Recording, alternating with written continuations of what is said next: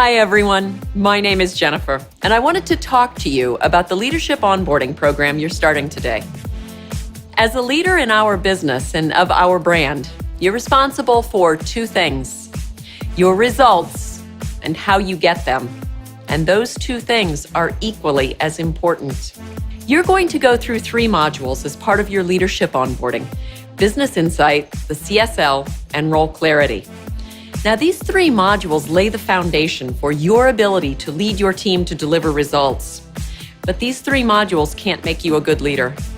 They can help by identifying tasks and actions you have to do, and they can show you how to coach and encourage your teams to get better every day, but they can't make you a good leader. You have to commit to do that yourself. At Victoria's Secret, we talk about something called the shadow of a leader. The shadow you cast as a leader is the behavior you show your team every minute of every day. Your shadow is the way you lead your team, the way you talk to your associates and your customers, the energy and passion you have for your business.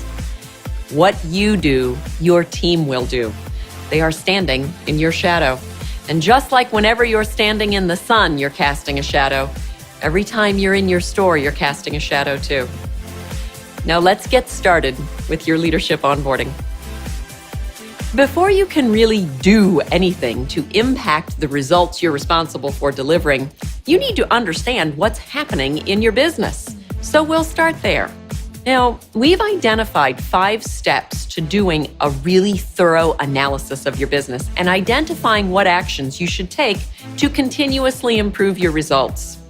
These 5 steps form something called the Business Insight Cycle. You'll use this at least at the start of every week to identify what you and your team should be focusing on for that week. And we'll start with the first step, which is gaining insight. This is really a fancy way of saying you need to figure out what's happening in your business, both by reviewing the reporting available to you, those are the numbers, and by reviewing the behavior your team demonstrates. The numbers tell you what happened in your business, but the behaviors tell you why and how your business happened.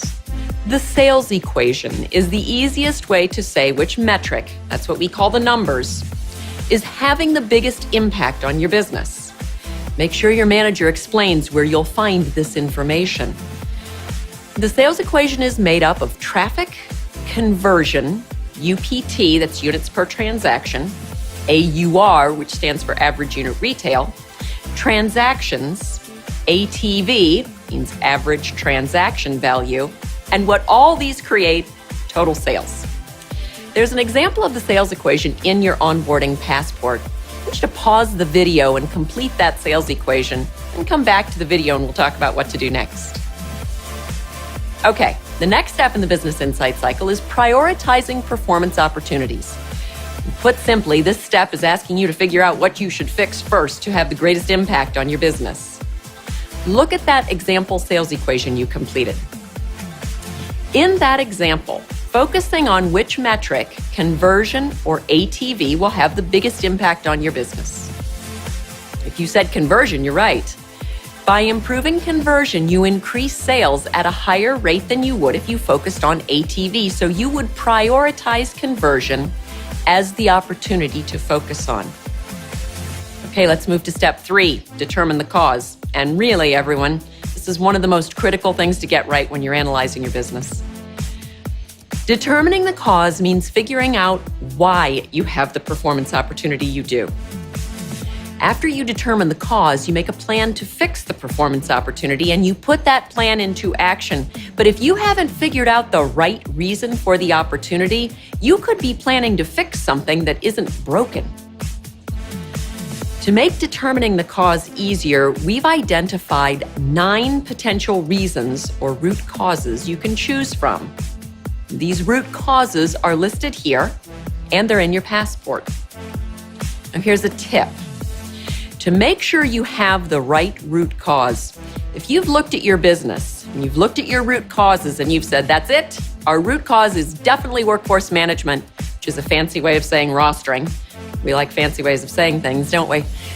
You need to ask yourself one question, and you need to ask it 5 times. That question is why. If, after answering the question why 5 times, you still find workforce management as your root cause, then you're right, it probably is. This might sound kind of weird, so let's take a look at this scenario. Cindy and I are going to do the 5 why exercise to make sure we've determined the right root cause. Okay, Jennifer, you know how we identified as our root cause workforce management?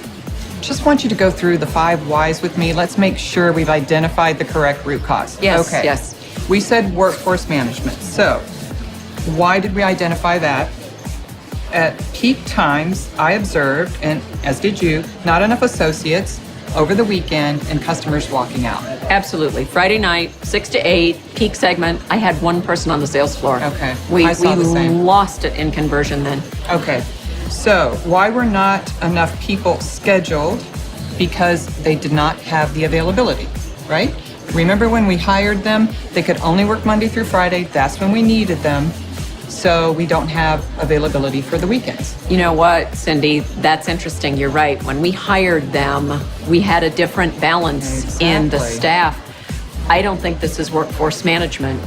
I think we need to relook at staff availability, and we might need to recruit higher staff. I think you're right. You know what? Maybe let's change that and ask the 5 whys again and go through it and make sure we've identified the right one. Yeah, let's do that because we'll need to get on the recruiting piece as soon as possible. And maybe in the meantime, we can talk to a couple of folks about opening their availability. Yeah, see if they can. Let's do it as recruit higher staff and see. Okay, I'll rework it. What do you think?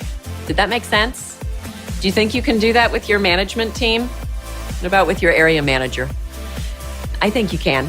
But it does take practice and it can be frustrating, but it is so worth it because when you've determined the right root cause, you'll improve your business. Maybe not overnight. Some fixes take longer, but you will see improvement. And you'll see that improvement as a result of the action plan you create and put in place, the second to last step in the business insight cycle.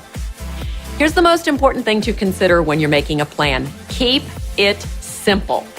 I think about it like this. If you can't repeat your action plan without looking at it, your action plan is way too complicated. There's a way to remind yourself to do this. In English, it translates as SMART. I'll show it to you and it's in your passport. Your plan should be specific, measurable, actionable, realistic, and time-bound. Here's what that might look like in a case of the root cause being workforce management. Specific is increased conversion. Measurable by 2% by the end of the month. Actionable by reviewing the roster for the month to ensure the best associates are scheduled at peak times and on peak days. Realistic, yeah, that doesn't seem unreasonable to me, and it is time-bound by the end of the month. Do not overthink action plans. Remember, you should be able to repeat them back to anyone who asks without having to look at your written plan. If you can't do that, it's too complicated. Now, you know how well you did with your action plan when you do the final step in the business insight cycle, which is follow-up. This is when you ask yourself, did our plan work? Did we meet the goal we gave ourselves in our plan? Why? Why not? Do we need to change our plan for next week or should we continue with this one? Follow-up is a really important step of the business insight cycle, and we can tend to forget about it because we're on to our next focus. Your leader can help you to remember to follow up by asking about how your action plan worked and why it did or didn't. You're going to have a chance now to do the business insight cycle using an example store's information. Review the example with your trainer or your manager when you finish, and remember, if you need any help or have any questions, just ask. When you finish, you may go to the sales floor, or you may come back to continue learning about your role as a leader. Until then, thanks for watching this and for everything you do for Victoria's Secret.